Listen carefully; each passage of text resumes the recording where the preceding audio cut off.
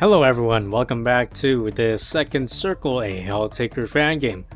Let's go ahead and continue. So today, I think I feel like going with the trio. Let's go with Cerberus.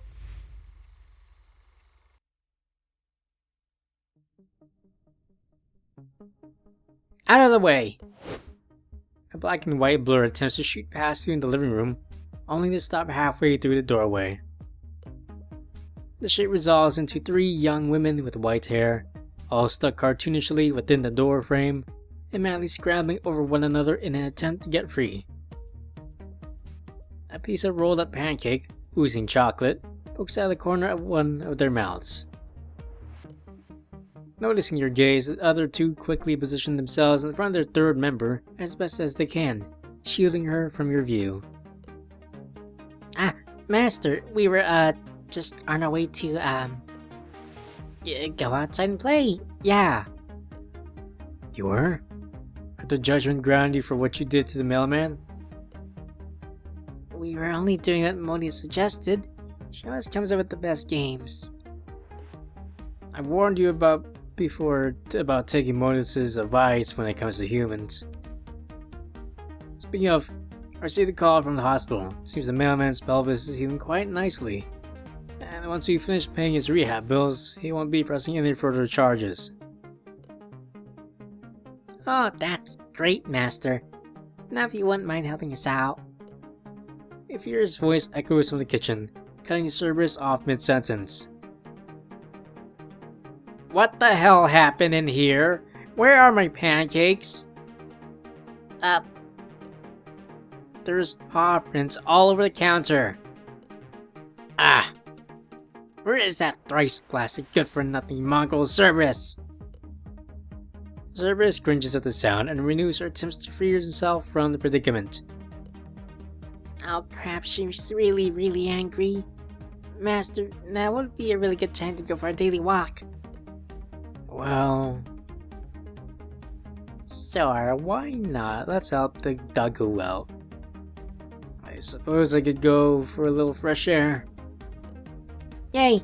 Quickly now, go, before she sees us. Aha! There you are! Cerberus's eyes go blank in immortal terror, but she manages to free herself from the doorway, slamming the door behind her. You and Cerberus make a mad dash for the bus stop and catch one just in the nick of time. Yeah, that's a close one. Yeah, we thought we were done for sure. You might still be. Lucifer rarely forgives and never forgets. You should have stolen one of Justice's pancakes. She's usually the one who indulges your pranks. Yeah, but there's no danger in that. And therefore, no fun. It's not our fault you and Lucy go halvesies on that huge stick you got shoved up your ass. Watch it. We can still jump off this bus. That seems to be sober them up. So, where are we going? I hadn't really thought about it. Guess we'll find out when we get there. Oh, we love surprises. The three of them spend the duration of the ride clustered around the window, eagerly and energetically commenting on everything they can see. The short while you arrive at the destination. Alright, here we are. This is a park. Sure is. Should be the safe distance away from the house. We'll wait out Lucifer's temper there. Oh my gosh, we haven't been here in days. Do you know how long that is in Cerberus years?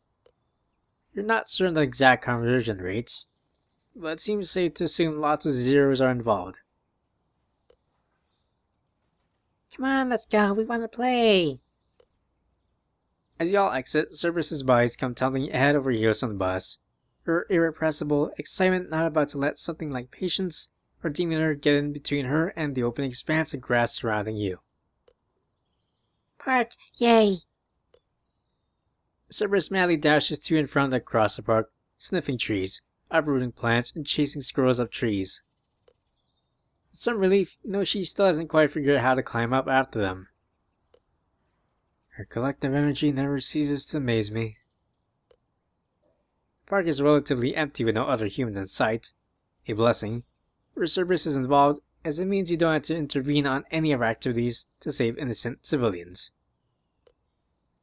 In fact, she seems perfectly happy to be left to her own devices until... Master! There's a weird smelling person over there. They got a creepy cloak and everything. You can just make out the figure, lounging in the shade of the old birch tree some 50 yards away. They're probably just taking their dog out for a walk. Let's leave them to it. Okay. Well, we'll keep an eye on them for you, okay? I'm not worried. Cerberus continues to frolic in the grass, keeps one pair of her 3 sets of eyes on the cloaked figure, until a stranger seems to catch the hint and retreats into the recesses of the trees. As the sun reaches its zenith, standing in full light becomes uncomfortably warm. You sit down under obligingly shady branches of an elm, and are eventually joined by a thoroughly exhausted Cerberus. Ah, look at them snooze. How cute. All 3 bodies curl up in the pile next to you, and the soft sounds of their snoring are almost sweet enough to give you diabetes. Your hand wanders from head to head, gently patting Cerberus' sleek, white hair as she dozes. You let yourself relax, and the warm summer air slowly lulls you to sleep. You awake to a slight tickling feeling on your right hip. Eyes still closed, you wonder if some small creature perhaps crawled into your pocket while you slept, is now trying to find its way out. Squatting next to you, with their shrouded eye laser focused on their task, the cloaked stranger from earlier delicately works your wallet even further out of your pocket, their gloved, long-fingered hands tickling your thigh with their subtle movements. They're so focused on removing your wallet, they don't even notice your strong fingers until you've wrapped them around the arm currently fishing around in your pocket. Hold up. Let's take things nice and slow here. Maybe you buy me dinner first. Ah, damnations. In a blur of speed, her free arm shoots across her body, pressing a knife lightly against the base of your throat. I really hate doing things this way. I'm going to take what I came for. Just relax. There's no need to make a scene here. Wait just a minute. The knife presses a little more firmly into her neck. I don't recall asking for your opinion. Just your wallet. You're suddenly filled with an overwhelming desire to let this mysterious mugger have your wallet. Slowly, careful not to antagonize the hand pressing a sharp blade into your neck, you release your fingers on the stranger's arm. As the stranger extracts your wallet, a small hand flashes out to hold her arm in a vice-like grip. You look down to see Cerberus, her eyes blazing, holding the would-be mugger's knife arm with fury blazing in her scarlet eyes. Oh, they're angry. Steadily, she forces the mugger's hand away from her neck, rather to by his crotch, ready to leap into action if needed. Mr. Stranger, I'm afraid you just messed with the wrong guy. See, Master Taker, he's nice enough, but us really don't like people waltzing in and taking what isn't theirs. Especially when they look as creepy as you do, and smell so. Her eyes narrow, focused and intent on the still hooded figure. The 2 bodies not currently holding onto the mugger stiffen and sniff the air intently. Hold on. Wait, you're... With a sudden snarl of fury, all 3 of Cerberus' bodies pounce on the stranger, knocking them backwards and onto the ground. Ow! Hey, stop it! Ah! Get out of here, and even if I smell your ass as close as 3 blocks to my house, I'll kick you straight back to the void myself. Understand?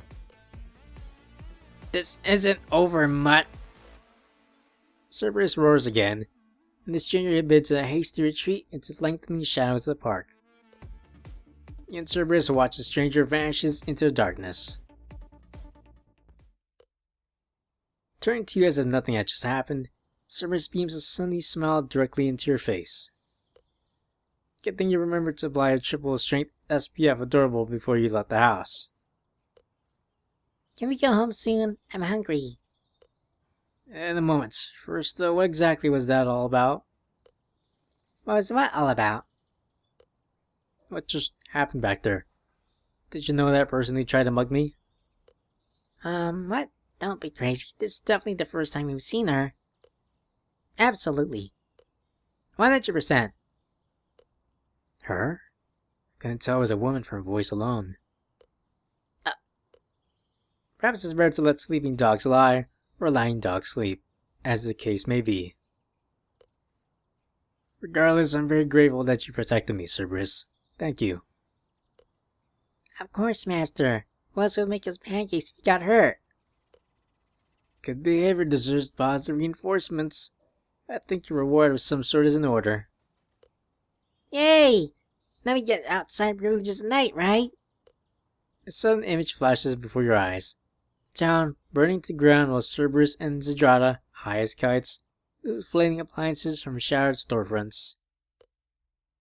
No. But I will stop by a store on the way back home and refill our baking ingredients. I'll do some stealth baking and then can give Lucifer some almond cookies as a peace offering. Deal? Deal. Cerberus is odd and exhausting, but her happiness is delightfully infectious. Maybe I should take them out more often.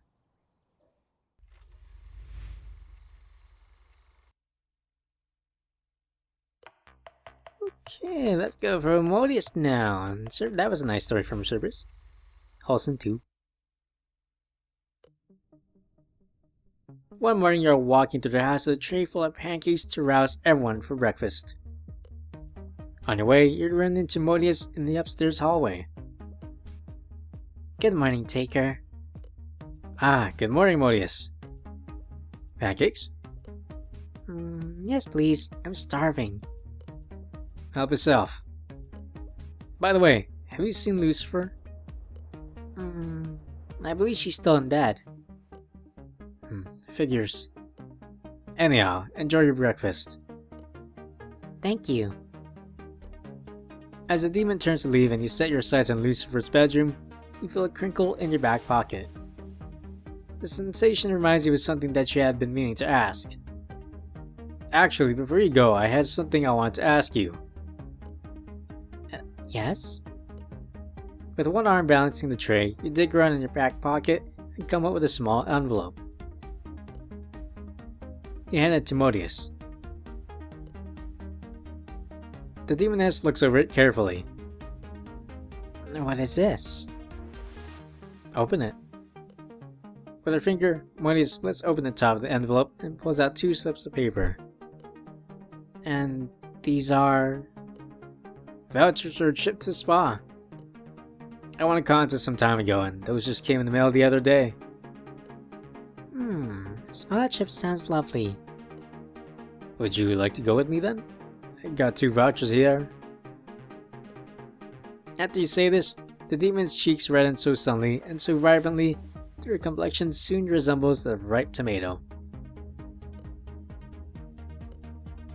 You want me to go with you? Oh my. Is that alright? No. I mean, yes. I mean, what does this spa trip entail exactly? Anything you want, really. Let's see, they got massages, manicures, pedicures, sauna axes, acupuncture. Well, I just don't know what to say. If you are interested in going, I completely understand. Yes. Wait, no. No, I do want to go. I do. I just... It's so... Yes, Taker. I'd love to go to the spa with you. Though uncertain, given the demon's rambling, you think that she accepted your date. Alright then. Sounds good. How about we leave after breakfast? Still blushing, Modius nods furiously. Very well. I'll see you then. As you turn around, the demon scampers out down the stairs with the tickets in hand while you proceed with your morning rounds. Sometime later, after you successfully delivered pancakes to everyone in the house, you and Monius hop in the car for your afternoon at the spa. After a short drive, you arrive at the front of an extravagant building that has been stylized to look like a Japanese bathhouse. You park the car and turn to see Monius looking up at the building with a frown, and as you turn off the engine, you're bribed with the sound of her drumming your fingers on her knees. You've never seen the demon look so out of sorts. You watch her fidget in her seat for a while longer before thinking it's supposed to say something. Modius? Modius doesn't reply at first. Modius? Huh? Oh, sorry. Got a little lost in thought there. Is everything alright? Again, the demoness doesn't seem to hear you. Modius! What's that? Sorry, did you say something? I was just asking if you're feeling alright. Me? Oh, yes. Yes, I'm fine. Ready to head inside? Not quite yet. You seem a bit... Before you can finish your thought, you hear the car door shut and look up to see Monius walking listlessly toward the spa. With a sigh, you get out of the car and follow the demon. Unconvinced that everything is fine, you nevertheless decide to leave that conversation for later. It doesn't seem like you're going to get a straight answer out of her just yet anyway. For now, all you can do is keep an eye on her, just in case. The two of you make your way inside the spa and approach the counter. Hello, we'd like to redeem these vouchers. The woman behind the desk takes your vouchers and looks them over. Congratulations, Mr. Taker. Taker. Now, before redeeming these vouchers, we do offer a brief tour of our facilities if you'd like. You turn to Monius to see if she would like some say in the matter, but the demon still seems uneasy. Maybe the tour will help her relax. A tour would be lovely. Thank you. Excellent. Now if you'll just follow me. You and Modius trail behind the woman as she guides you down the hallways, briefly describing each facility as you pass. From acupuncture to massages and heated bathhouses to saunas, it seems that the spa has everything you could ask for. There's so much, in fact, that by the end of it all, you're absolutely overwhelmed by the choices. So now that you have our tour, have you decided what you would like to put on your vouchers toward? We'd like to do the couple's massage. Startled, you glance over at Modius to see only resolute determination in her heart-shaped eyes. Yes, a couple's massage is good. Right this way. Though stunned at this turn of events, and Modius' sudden vocality, you follow the woman down a hall and into a room with two massage tables set side by side. There are towels on the table over there. If you both would just disrobe and lay down on the tables, the masseuse will be with you shortly. The woman disappears, and you look over at Modius, expecting to see her nervously staring back at you. What you're met with instead is a cipher standing stark naked before you, having undressed completely in the few short moments since the spa worker left the room. Out of modesty, you quickly avert your gaze, but not without taking note of the startling contrast between the comfortable aura emanating off Modius now and the nervous energy she exhibited before. As you begin to disrobe as well, you hear the demoness settle onto one of the massage tables with a heavy, content sigh. You follow suit, and shortly thereafter, the masseuse arrives. After some idle small talk, the woman begins to work. With a display of dexterity and strength you once thought impossible, the masseuse descends upon the muscles of your neck and back, and doing knots that you didn't even know that you had before. After each satisfying painful release, the woman switches between you and Modius, giving you each time to breathe. Has anyone ever told you that you run a bit warm, dear? Do I? Must be the climate I'm used to. Oh, where are you from? Hell. Oh. At this, the woman chuckles nervously. You cannot tell if she is truly undeterred by the revelation or if she thinks it's all a joke. In any case, the massage continues without much of a lull. She returns to you to work through the last few knots in your upper back. Then, much to your chagrin, the massage is over. The masseuse leaves the room so that the two of you can get dressed. As you leave, you stop by the front counter to turn in your vouchers. Moniz beats you to the car. As you slide into your seat, you look to your companion and notice that she's avoiding your gaze, and has resumed drumming on her knees. Wishing you knew what was that was putting her all out of her sorts, you ponder questioning her further. Seeing the shy redness coloring Moniz' cheeks, however, causes you to rethink that decision. Instead, you start the car and head home. Perhaps that's a conversation for another day.